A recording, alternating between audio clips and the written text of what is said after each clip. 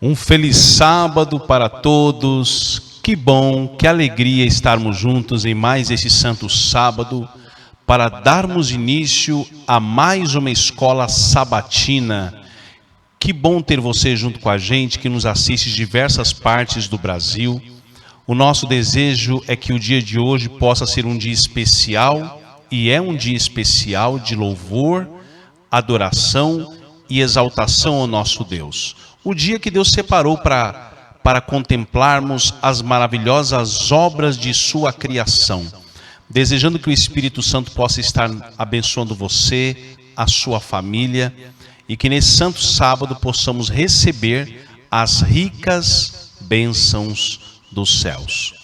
Para a nossa reflexão e oração, vamos ler o que está escrito no livro de Jeremias, capítulo 31, versículo 3. De longe se me deixou ver o Senhor dizendo: com amor eterno eu te amei, por isso com benignidade te atraí. Amém. Meditando nesse pensamento, eu vou me ajoelhar. Se você puder também se ajoelhar onde você estiver, ou também ficar em posição de oração, nós iremos orar ao Senhor neste momento. Querido Deus, amantíssimo Pai Celestial, muito obrigado pelas tuas bênçãos, pelo teu amor e tua bondade, por haveres enviado o teu único Filho, Jesus Cristo, ao mundo para morrer pelos nossos pecados. Que o Senhor possa abençoar os nossos internautas, que possam receber as tuas ricas bênçãos e em breve possamos herdar aquele reino que é a nossa esperança. Dá-nos o poder do Espírito Santo que tanto necessitamos. É o que eu te peço e agradeço, em nome de Jesus. Amém.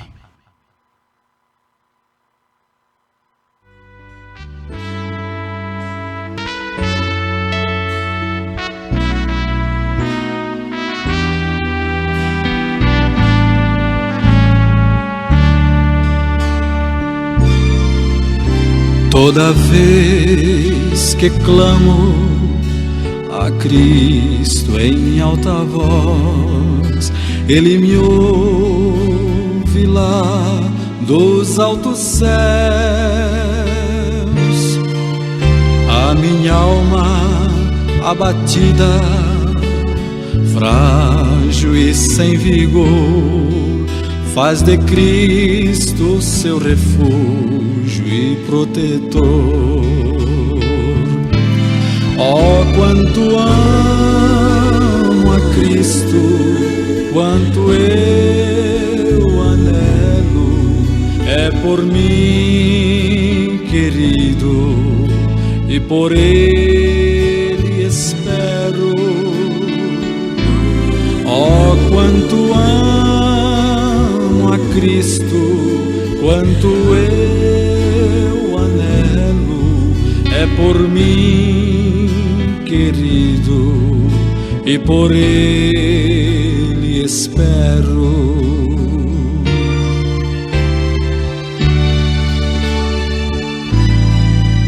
Sua vinda gloriosa, mais que tudo anseio ver, seu semblante divinal vou contemplar.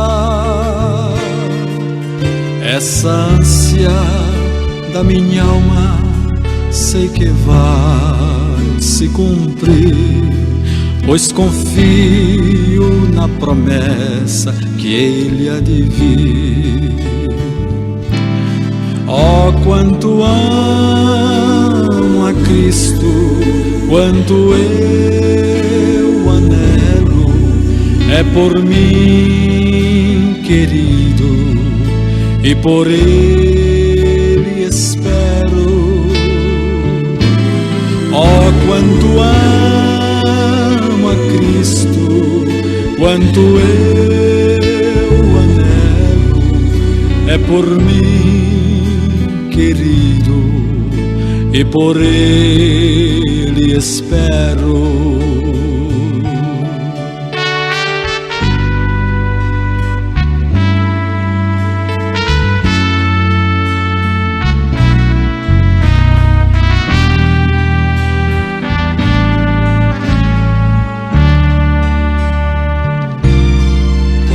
Meu Jesus, te suplico, dá-me sempre tua luz, para conscientemente te obedecer. Cada dia te espero, para contigo desfrutar do novo mundo onde quero habitar. Oh, quanto amo a Cristo, quanto eu anelo, é por mim querido, e por Ele espero. Oh, quanto amo a Cristo, quanto eu anelo, é por mim querido, e por Ele espero.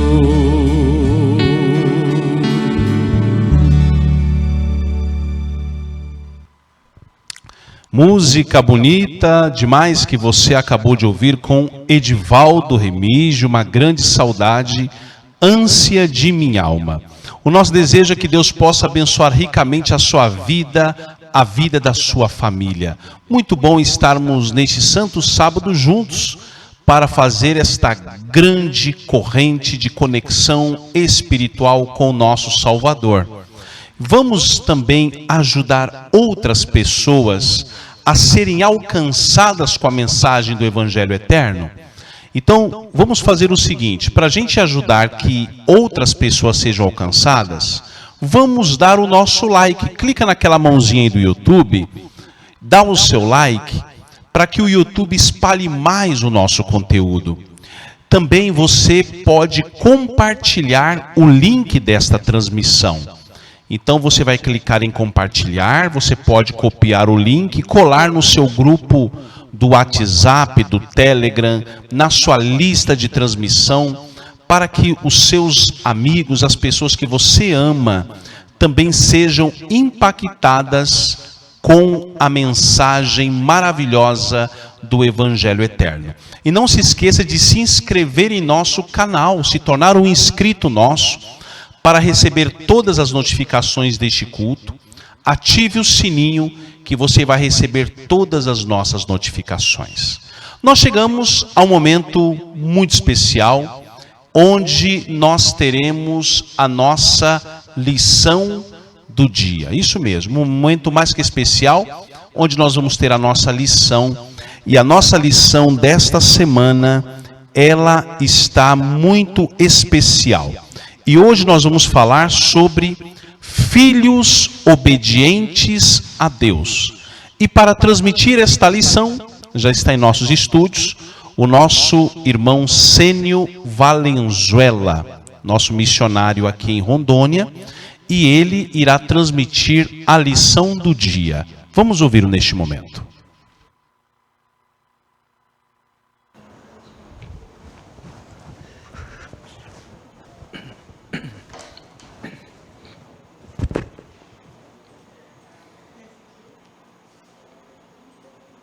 Olá, feliz sábado para todos. Mais uma vez estamos aqui diante de vocês. Eu estou muito contente porque hoje é um dia especial, onde nós estaremos novamente compartilhando uma lição muito importante, muito interessante. Eu amei esta lição porque ela define de uma maneira interessante o povo de Deus. Vocês sabiam que quando Jesus volte a esta terra, somente estarão de pé aqueles chamados filhos obedientes de Deus.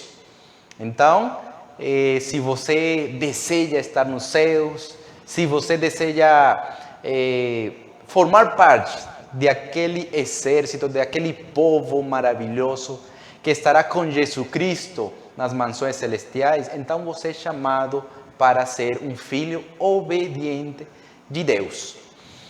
Hoje estaremos estudando precisamente uma lição que tem esse título, Filhos Obedientes de Deus. E nosso texto base nós encontramos em 1 Pedro, capítulo 1, versículo 22. Então, queridos amigos, queridos internautas, se você tem a lição em suas mãos, acompanhe este estudo muito interessante. Se você tem a lição em seu telefone, também abra seu dispositivo para que nós possamos acompanhar este estudo maravilhoso. Lembrando também que você também poderia compartilhar, como já foi falado, este programa para que outras pessoas possam conhecer especialmente sobre este tema, filhos obedientes de Deus. Muito bem, purificando as vossas almas pelo Espírito na obediência à verdade, para o amor fraternal, não fingido, amai-vos ardentemente uns aos outros, como com um coração puro. É o versículo que nós apresentamos, ou foi apresentado na lição, e aqui fala que os seres humanos, filhos de Deus, se podem purificar através do Espírito, também a obediência, né? Muito bem, quando nos apegamos a Cristo pela fé, nossa obra terá apenas começado. Então, quando você e eu, pela fé, nos aferramos a Cristo Jesus, nossa obra apenas terá começado. O que quer dizer isso? Todo crente tem hábitos corruptos e pecaminosos que deve vencer por uma guerra intensa. Cada pessoa é obrigada a lutar a batalha da fé. Então, todos nós estamos obrigados a lutar essa batalha da fé, uma batalha que não é fácil, porque à medida que nós estemos estudando a lição, vamos a perceber por que essa luta, essa batalha não é fácil. Mas aqui está falando que é uma batalha que deve ser vencida através da fé. Por suposto que também estaremos falando sobre obras. Então, o tópico do dia domingo fala escolhendo cuidadosamente nossos pensamentos. Olha só, para nós estar vencendo, saindo vencedores na batalha da fé, precisamos então cuidar nossos pensamentos. E a primeira pergunta é muito interessante porque aqui fala, de acordo com a palavra de Deus, em que ponto a verdadeira obediência começa? Qual é esse ponto onde a verdadeira obediência começa? Então, apresenta um versículo muito importante, muito interessante. Fala, portanto, seguindo os lombos do vosso entendimento, sede sóbrios. Sede sóbrio e esperai inteiramente na graça que se vos ofereceu na revelação de Jesus Cristo. Aqui apresenta algo muito interessante, queridos amigos, queridos internautas, porque o versículo fala seguindo os lombos. Você sabe o que significa seguindo os lombos? Sabem, a história antiga fala que tinha pessoas que eles tinham uma capa, de alguma maneira, longa, que chegava até o chão. E o que acontece? Quando eles precisavam correr, eles pegavam aquela capa e enrolavam e colocavam no cinto. E dessa maneira dava facilidade para que essas pessoas conseguiram correr se precisava. Então, quando a Bíblia fala cingindo os lombos, está querendo falar que nós precisamos pegar aquela capa e assegurar no cinto para avançar. Espiritualmente falando, nós precisamos disciplinar nossos pensamentos, ou seja, recolher aqueles pensamentos, disciplinar para que dessa maneira possamos avançar na carreira cristã.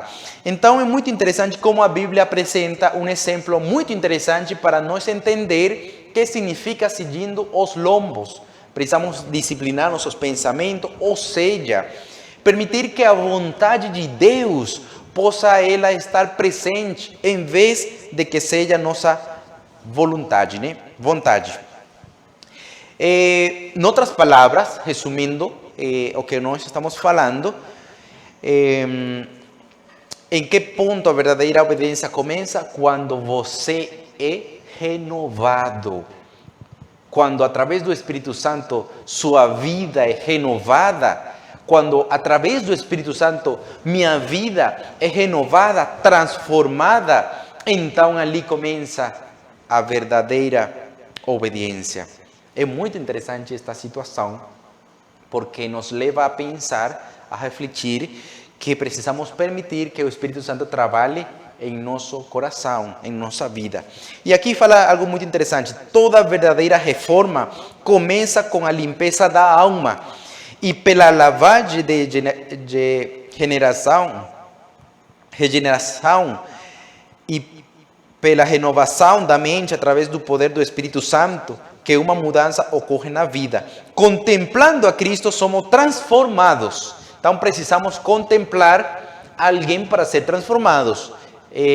O mundo tem como base o princípio,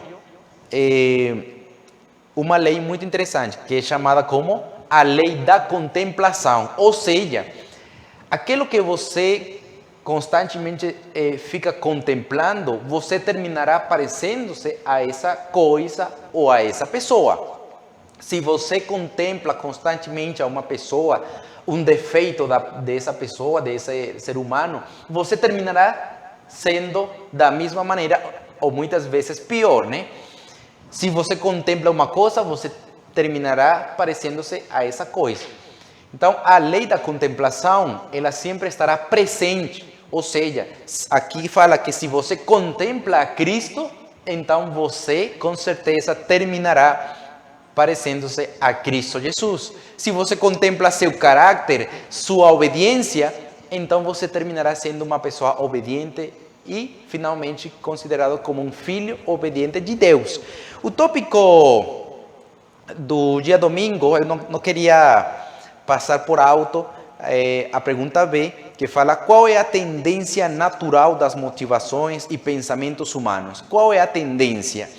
E o versículo de Gênesis, capítulo 6, versículo 5, fala: E viu o Senhor que a maldade do homem se multiplicara sobre a terra, e que toda a imaginação dos pensamentos de seu coração era só na má continuamente. Então, a tendência natural é que se multiplica. Nossa tendência pecaminosa se multiplica. Nosso coração é enganoso. Nosso coração é perverso. E como nós poderíamos saber que nosso coração é perverso, enganoso?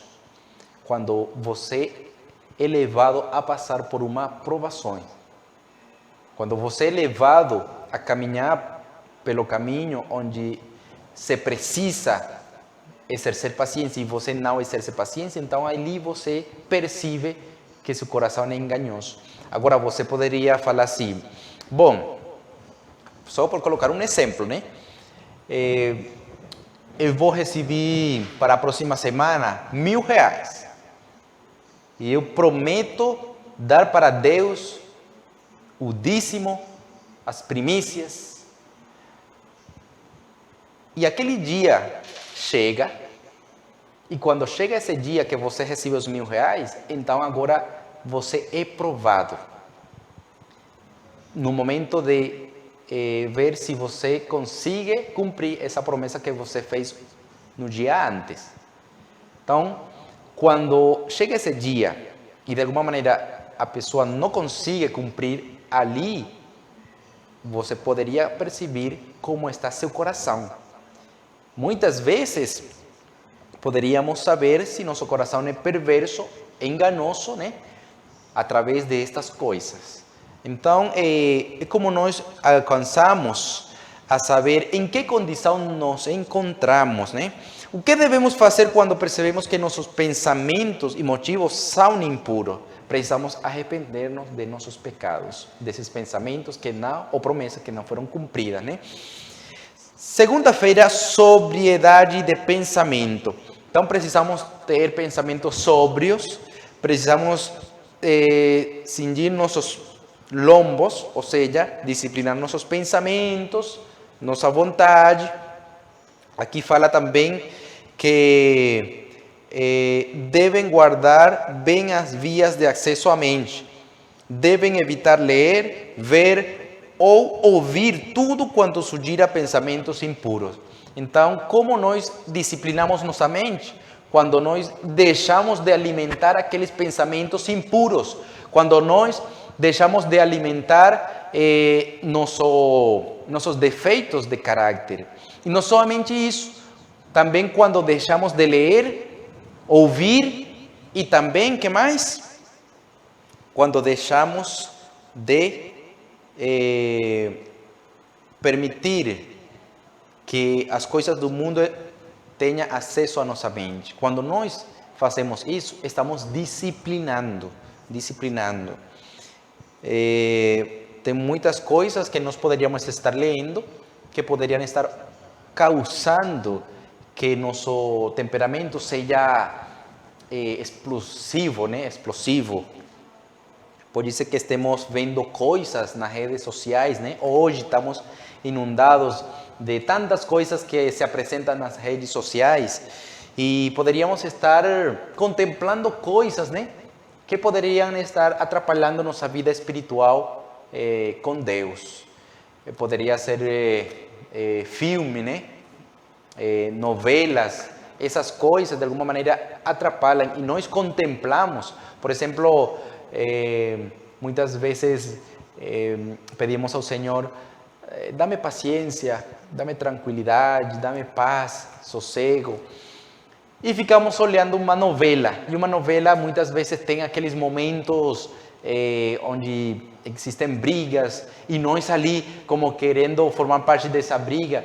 Então, existem esses momentos e essas coisas que poderiam estar impedindo que nós consigamos esse sossego espiritual, essa paz espiritual que tanto precisamos. Muito bem. O tópico do dia de segunda-feira também apresenta que estas coisas formam parte de nosso caráter. Por que precisamos disciplinar nossos pensamentos? Porque formam parte de nosso caráter. E se nós não conseguimos disciplinar nossos pensamentos, terminarão refletindo em atos. E também aqui falava, o tópico de segunda-feira, que o diabo, ele conhece as fraquezas dos seres humanos, ele analisa muito e sabe quais são as fraquezas. Então ele intentará que você se desenfoque. Pode ser que você intente melhorar cada vez mais, mas ele intentará por outra parte para que você finalmente desista dessa transformação, dessa renovação. Então ele está pronto para impedir que sua transformação seja feita de uma maneira completa e total. Muito bem, terça-feira, fuja das antigas concupiscências e seja santo. O que significa concupiscências?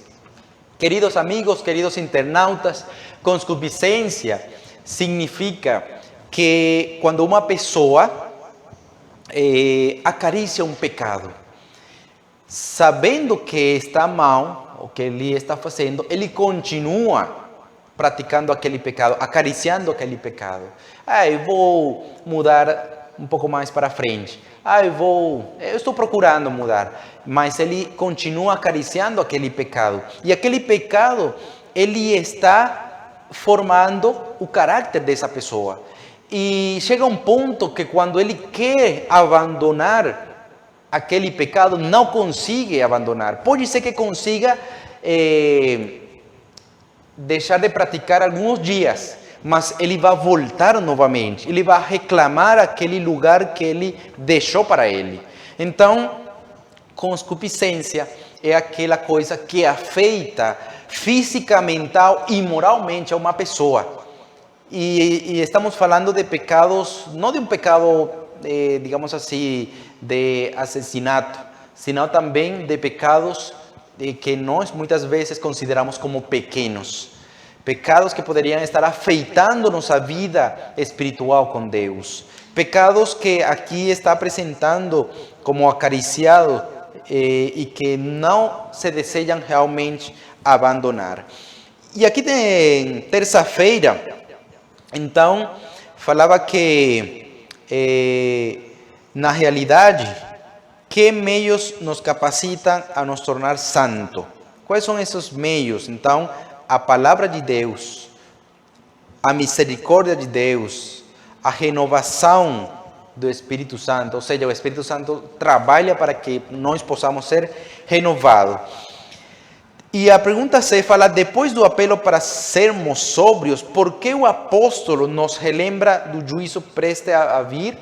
Então, nós estamos vivendo num tempo totalmente onde Deus, Jesus Cristo, está levando um juízo investigativo e nós precisamos estar ao dia, né?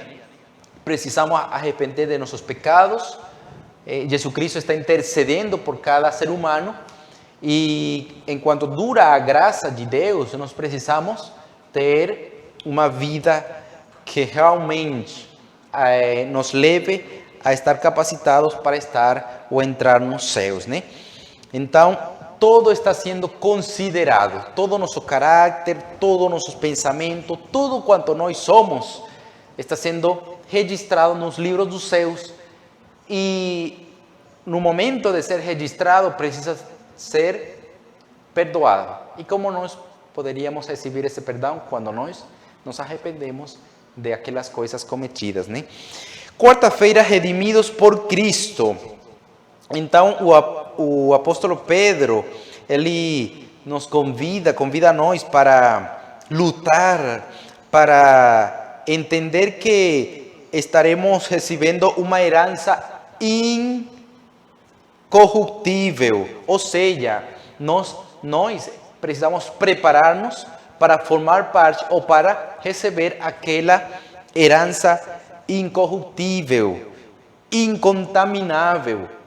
Ou seja, se você e eu precisamos ou desejamos entrar nos céus, precisamos então receber a transformação que Deus deseja que seja feita em nossa vida.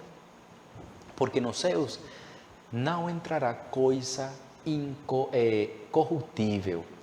Pelo contrário, entrará coisa que esteja livre do pecado.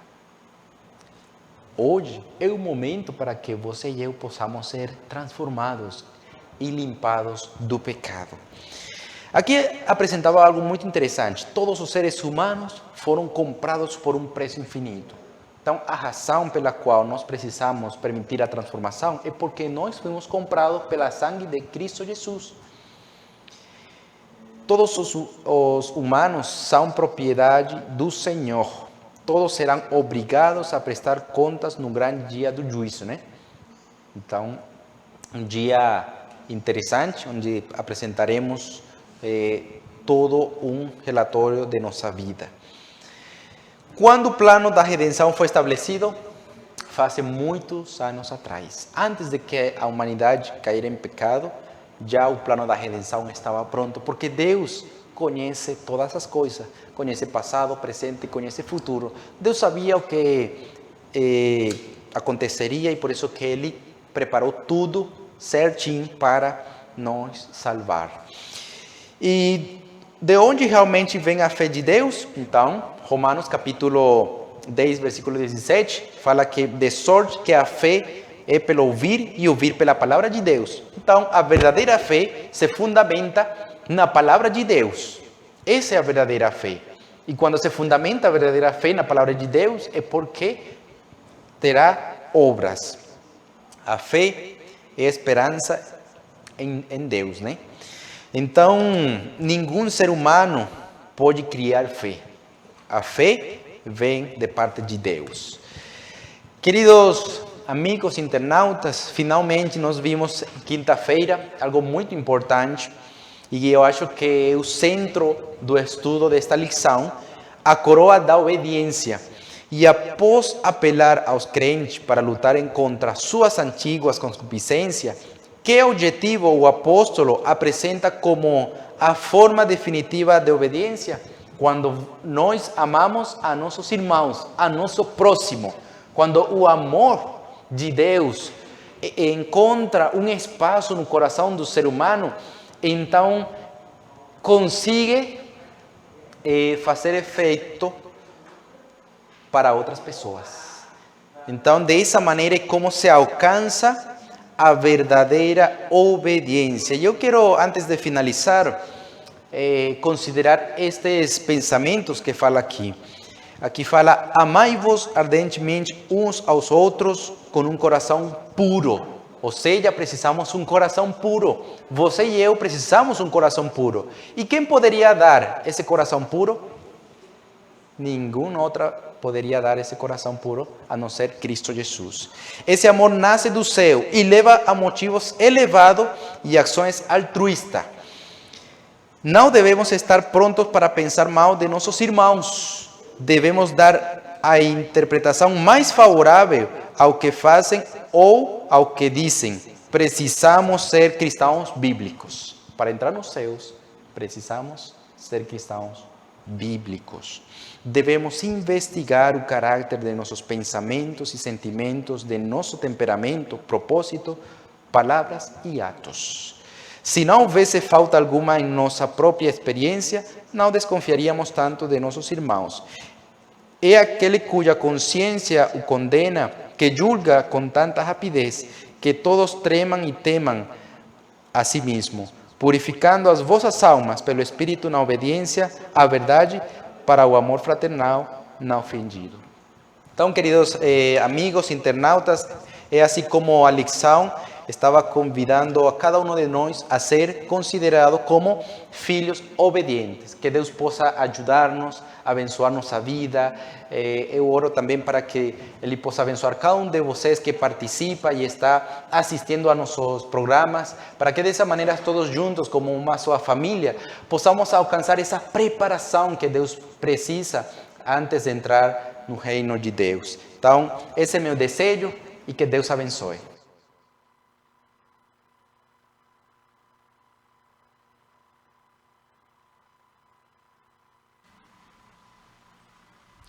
Agradecemos ao irmão Sênio Valenzuela pela importante mensagem, pela importante lição, que possa ficar gravado em cada coração neste santo sábado. Nós chegamos ao momento todo especial do nosso culto, do nosso encontro, que é o momento da gratidão, onde nós podemos agradecer a Deus por todas as bênçãos que Deus tem concedido, onde nós podemos, não é pagar para Deus, mas é devolver aquilo que Ele já nos deu. E nós precisamos da sua ajuda para levar o Evangelho ao mundo, para evangelizar as nações e para que outras vidas sejam impactadas com a mensagem do Evangelho eterno. E nesse momento você pode doar para a causa de Deus. Nós estamos aqui falando ao vivo de Rondônia, na cidade de Ji-Paraná, onde fica a nossa sede da nossa igreja, nos dois estados de Rondônia e Acre. E aqui nós temos grandes desafios para o trabalho missionário. Temos uma geografia muito grande, uma geografia muito extensa. Nossos missionários precisam, às vezes, andar distância, visitar pessoas, irmãos nos lugares mais distantes, na zona rural. E a sua ajuda é muito importante para a gente fortalecer o Evangelho. Então, neste momento, nós vamos ouvir um hino de louvor. Qual é a música, produção? Vamos ouvir, então, a Orquestra Filarmônica tocando um de seus belos hinos. Vai aparecer o QR Code, onde você pode aproximar o seu dispositivo, e também a nossa chave Pix. Cada um contribua segundo o seu coração. Já já voltamos.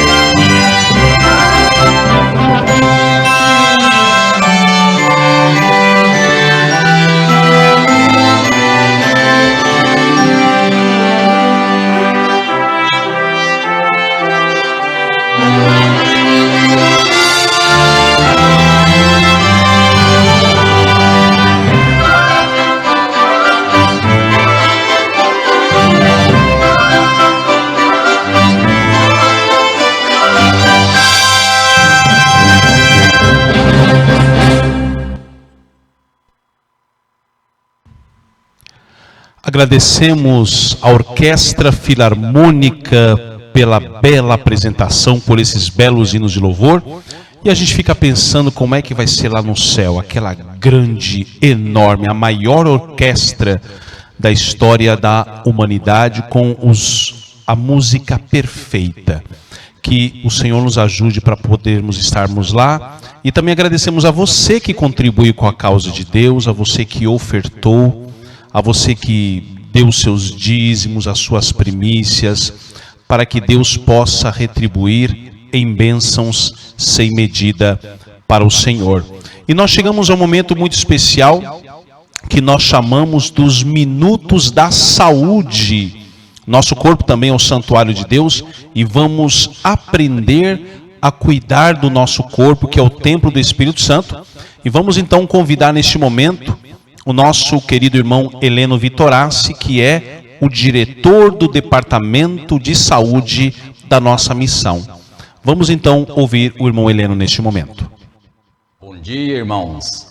Nesta série Minuto Saúde, temos apresentado sempre algumas dicas sobre tratamentos, sobre prevenção, sobre alimentos.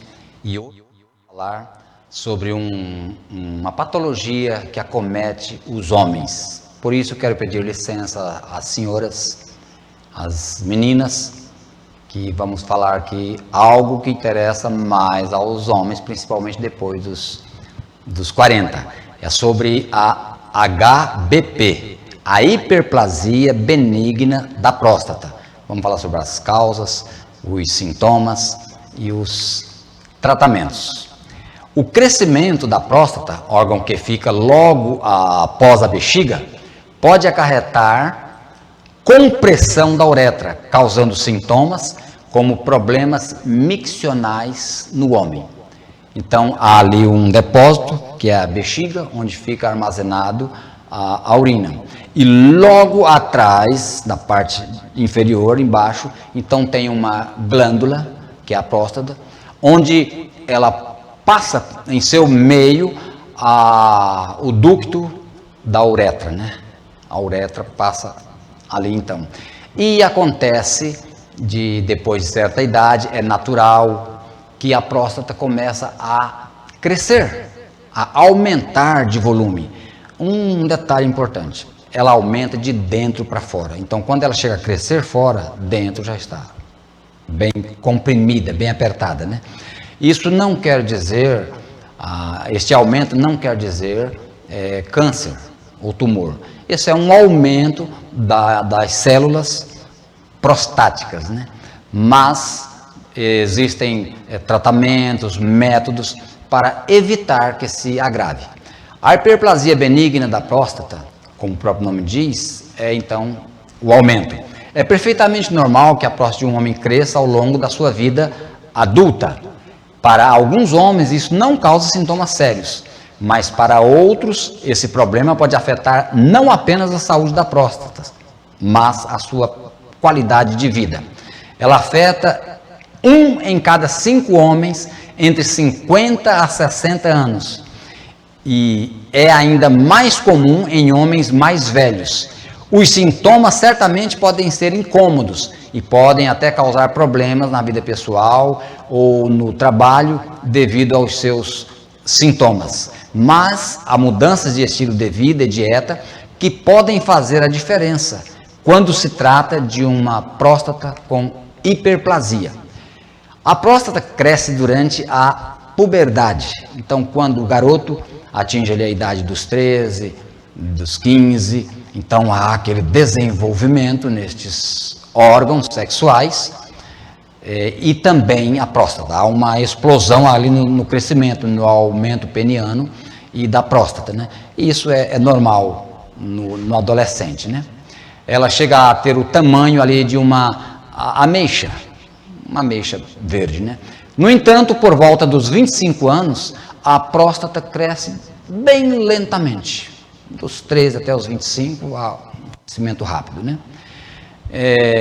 Vale lembrar que o crescimento da próstata não é o mesmo para todos. Em alguns homens cresce mais e em outros menos. Além do mais, as mudanças que ocorrem com os hormônios sexuais masculinos como parte do processo de envelhecimento, parecem desempenhar um papel no alargamento da próstata. Os andrógenos, como a testosterona e os androgênios e a testosterona, né, afetam o crescimento da próstata. Isso porque a próstata converte a testosterona em DHT, que é a dihidrotestosterona. É um andrógeno poderoso que estimula o crescimento celular no tecido que alinha a glândula prostática.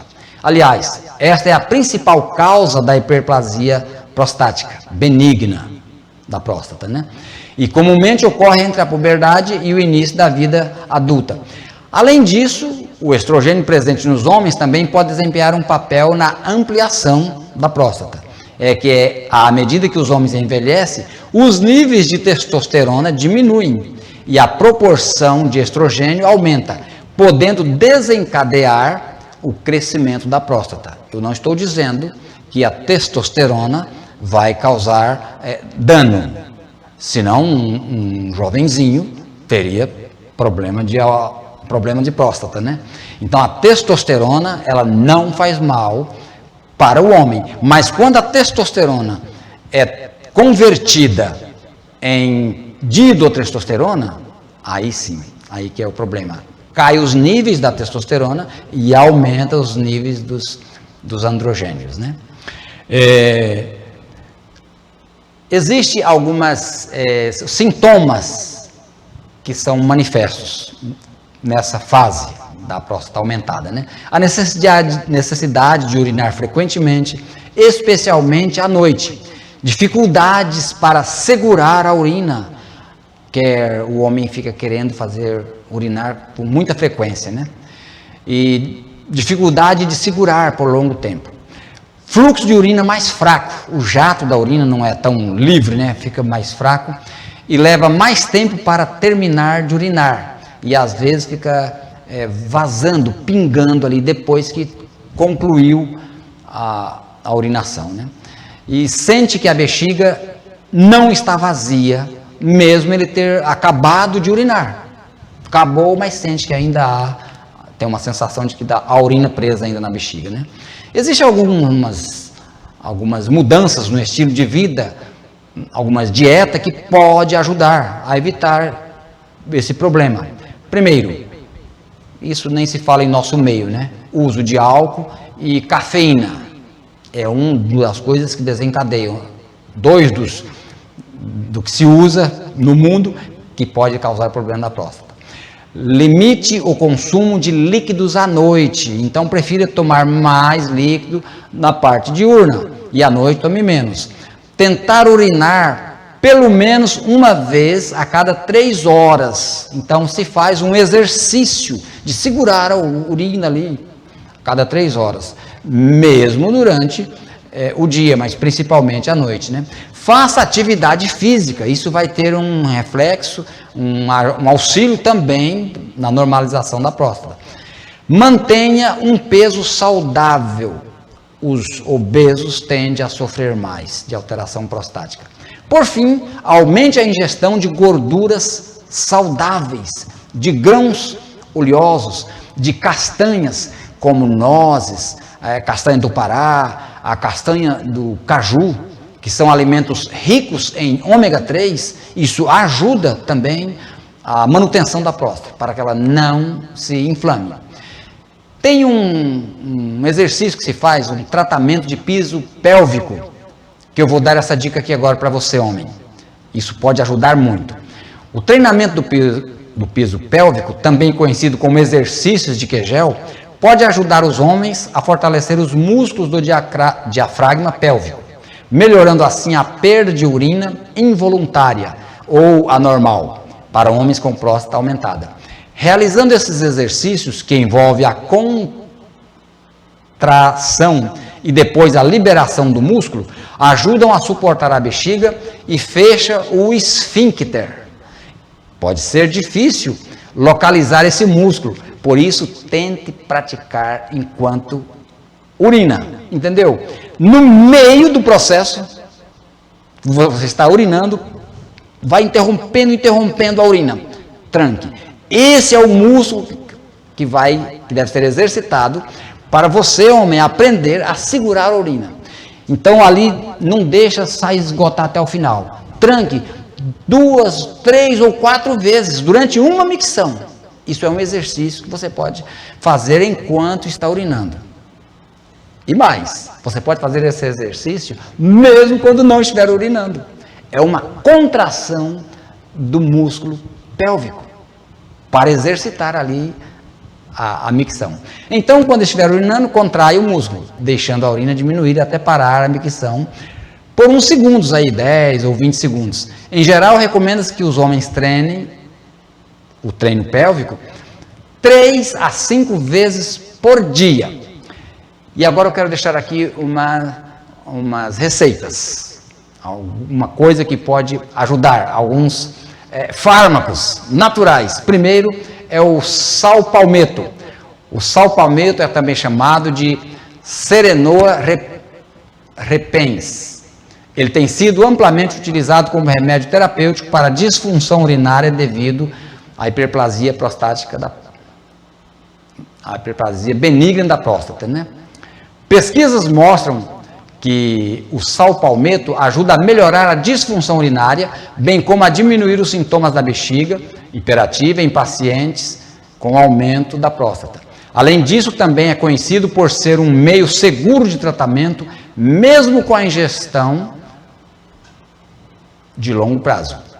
O outro remédio é a urtiga. Um estudo realizado no Japão provou que o chá da urtiga, é aquele mato que queima mesmo. O chá daquilo é um grande depurativo e é um grande remédio para a próstata.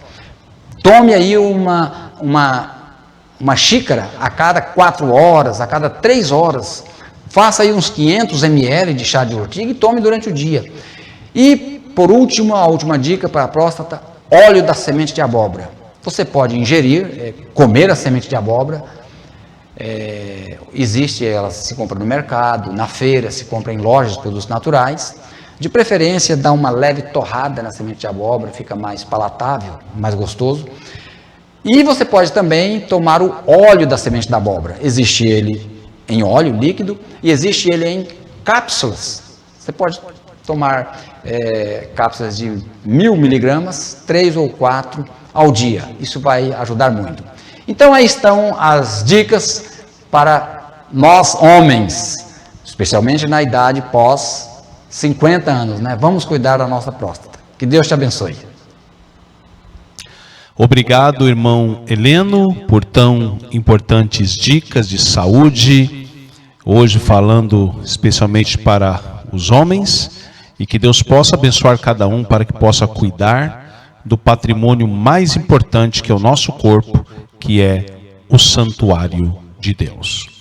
Queridos, nós chegamos ao momento todo especial do nosso culto, porque neste momento nós vamos refletir na palavra de Deus.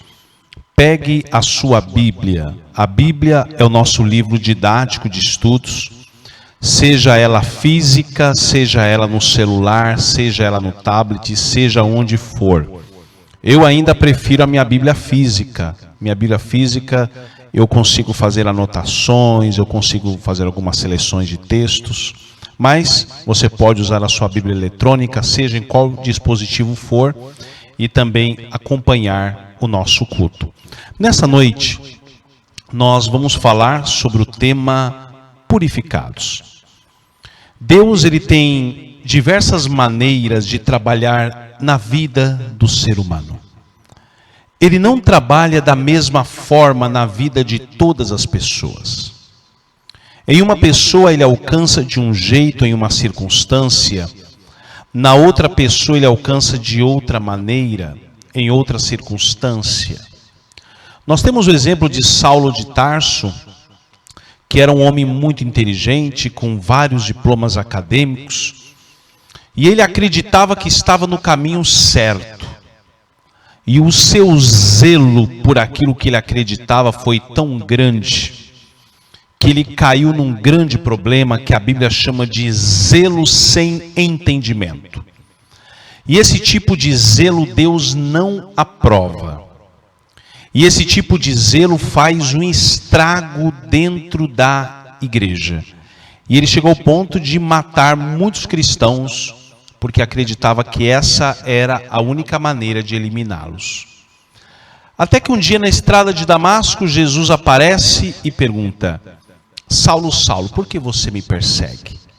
E aí naquele momento ele é conscientizado pelo Espírito Santo, seus olhos são desvendados e ele percebe o quão longe ele estava de Deus. Não vamos falar da vida de Saulo hoje, mas é apenas para uma pequena introdução para a gente entender a maneira como Deus trabalha na vida do ser humano. Deus usa circunstâncias, lugares, pessoas, sua palavra para alcançar o mais duro coração. Deus permite perdas, Deus permite decepções para nos levar mais perto dele, para que nós possamos entender os propósitos de Deus. O texto que nós lemos para a base de nossa oração, em Jeremias capítulo 31, verso 3, lá diz que há muito que o Senhor me apareceu dizendo: com amor eterno te amei, com amável benignidade te atraí. O amor de Deus é algo que o ser humano não consegue explicar. E mesmo nas provações, nós conseguimos ver o grande amor de Deus. Queridos, eu gostaria que você em casa abrisse sua Bíblia na carta do apóstolo Paulo aos Romanos, capítulo 8, verso 28, diz assim: sabemos que todas as coisas cooperam para o bem daqueles que amam a Deus, daqueles que são chamados segundo o seu propósito. A Bíblia diz aqui que todas as coisas cooperam para o bem. Existe uma outra tradução que diz que Deus faz com que todas as coisas contribuam para o bem. Às vezes temos a perda de alguém que amamos, de um ente querido, e a gente não consegue entender por que era uma pessoa tão boa, tão dedicada, e Deus permitiu que ela descansasse. Mas cremos na promessa, e a promessa diz que todas as coisas contribuem para o bem. Nós vamos abrir nossas Bíblias no livro de 2 Reis, no capítulo 5, e hoje nós vamos analisar a experiência de duas pessoas que foram impactadas pelo poder de Deus. 2 Reis, capítulo 5, nós iremos ler a partir do primeiro versículo. Diz assim: Naamã, comandante do exército do rei da Síria, era grande homem diante do seu senhor e de muito conceito, porque por ele o Senhor dera a vitória à Síria. Era ele herói de guerra, porém leproso. Aqui nós encontramos a experiência de um homem que era chefe do exército do rei da Síria. Nós encontramos um homem que era um general, talvez hoje um ministro das Forças Armadas, uma pessoa importante no governo de um país, tinha uma alta posição, altos salários, muitos benefícios, mas tinha um grande problema: uma doença mortal. E a lepra naquela época era essa doença mortal. E no versículo 2 diz assim: saíram tropas da Síria e da terra de Israel, levaram cativo uma menina que ficou ao serviço da mulher de Naamã. Queridos, aqui nós vemos a história de uma menina. Todas as traduções bíblicas que eu já li Nenhuma usa a expressão jovem. Todas usam a expressão menina. Essa menina, os estudiosos, pesquisadores acreditam que ela não tinha mais do que 12 ou 13 anos. Ela foi tirada à força da casa de seus pais e levada para a Síria, trabalhar na casa do general Naamã, trabalhar forçadamente na casa do general Naamã. Verso 3, disse ela à sua senhora: tomara o meu senhor estivesse diante do profeta que está em Samaria, ele o restauraria da sua lepra. É interessante que quando ela começa a levar a mensagem à mulher do general, ela não disse simplesmente: olha, vai lá que talvez, pode ser que o seu marido fique curado. Ela não disse isso, ela disse: olha, se o meu senhor fosse, ele o restauraria. Ela fez uma afirmação. Ela não fez apenas um comentário, ela fez uma afirmação. E naquele momento o coração da mulher de Naamã se enche de esperança. Queridos, antes de nós prosseguirmos, eu quero ler o que está escrito no livro Profetas e Reis, na página 238. Os pais da menina hebreia, ao ensinar-lhe a respeito de Deus, não sabiam o destino que lhe tocaria, mas foram fiéis em sua missão. E no lar do capitão do exército sírio, sua filha testemunhou do Deus a quem tinha aprendido a honrar. Amados irmãos, amadas irmãs que estão conosco nesta manhã. Aqui nós vemos um ponto muito importante, porque nós não sabemos em que situações Deus colocará os nossos filhos. E eles precisam ser preparados desde agora, porque numa situação de prova, em uma situação que eles estejam afastados da família, do convívio dos pais, longe do convívio da igreja, eles tenham posição de caráter suficiente para enfrentar as dificuldades. A palavra do Senhor diz: então foi, verso 4, então foi Naamã e disse ao seu senhor: assim falou a jovem que é da terra de Israel. Respondeu o rei da Síria: vai, anda, enviarei uma carta ao rei de Israel. Ele partiu e levou consigo 10 talentos de prata, 6.000 ciclos de ouro e 10 vestes festivais. Naamã leva uma quantidade enorme de presente. Levou muito dinheiro.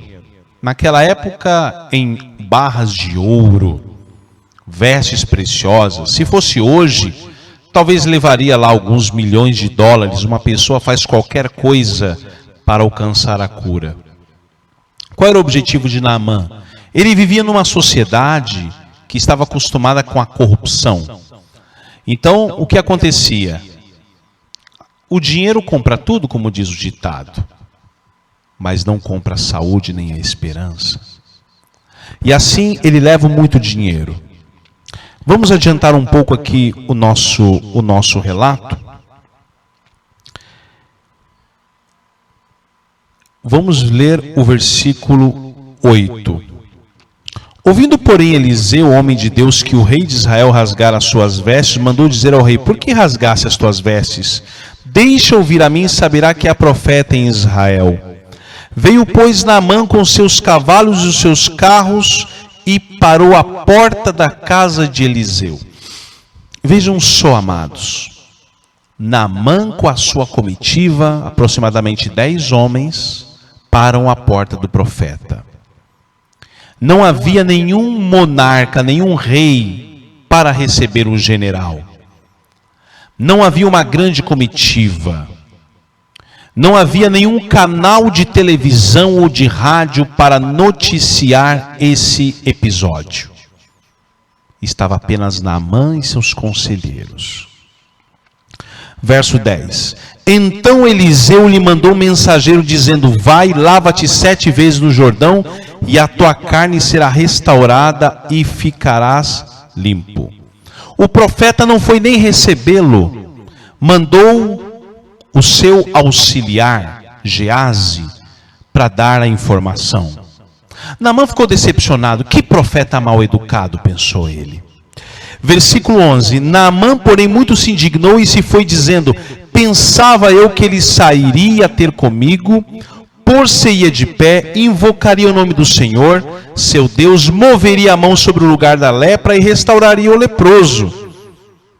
Naamã pensou que Deus iria fazer algo bem fácil com ele, que o profeta colocaria a mão na cabeça e diria: olha, em nome de Jesus, doença sai. Mas não foi assim. A ordem era que se lavasse no rio Jordão. Verso 12.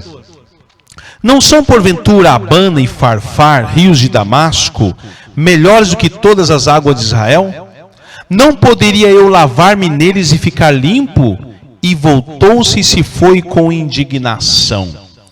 Aqui nós vemos que o rio Jordão era um rio barrento com águas escuras. E esses rios aqui que foram citados por Naamã eram rios muito bonitos, rios com águas cristalinas, mas eram lugares cheios de altares a deuses pagãos, e Deus intencionalmente tira Naamã desses lugares de idolatria, para que ele não dissesse ou afirmasse depois que foram esses deuses que o curaram.